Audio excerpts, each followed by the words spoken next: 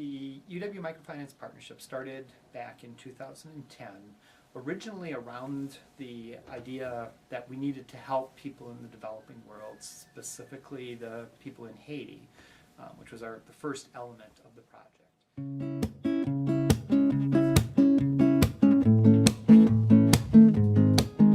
Oh, we're so used to turning the other cheek, I'm not quite sure how we can sleep through the night when we know there's so much fight in the world. Oh, but what can we do? We are The two young men you're about to meet spent much of their winter break from school in Haiti, as they always do.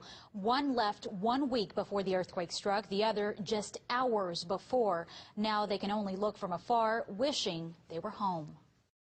I feel somewhat guilty leaving a lot of people behind. The fact that I cannot be there, and that hurt. Two UW-Madison students, both feeling the miles between them and their home country more than ever.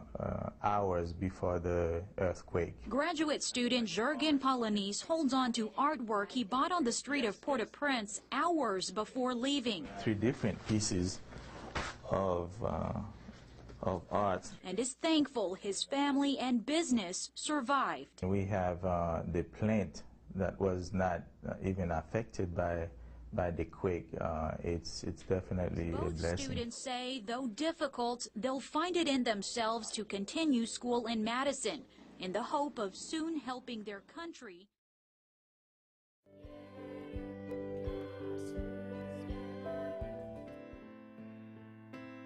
Let's assume that you've given $100 to a relief organization. If we follow that money to Africa, we see that it is used for food, medical supplies, and possibly education. Granted, the money will do some good and it will help some people, but there is one problem. That money is essentially gone within days. Okay, let's take that same 100 and pass it through a development organization that is operating under a microfinance model. When that money reaches Africa, it is given as a grant to a community-based organization. This CBO takes the money and divides it into several loans, and in an average time of 6 months, the money is paid back with 10% interest. Let's assume that the $100 has been split up into two $50 loans. In 2 years, your investment will have doubled. Because of the effectiveness of microloans and income-generating activities, people around the globe are coming out of poverty permanently and finding their lives sustainable. So since we were not totally satisfied with some of the organizations that were on the ground in Haiti, we decided to be creative and start a small microfinance. Students got involved with what would be the criteria that could be used, how would we approach it, what would be the interest rate, sort of working through the details of the project. Loans would only be made to groups of people. It was almost always women. If you made loans to women, women used that money for the good of the family.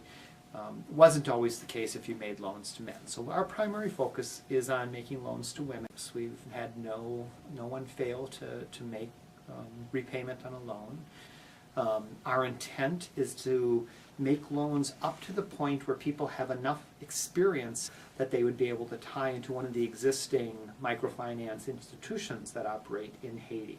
So in that way, we're kind of a pre-microfinance institution option. But the issue we are running into is that there is not enough capital to keep increasing the loan and keep it going. So.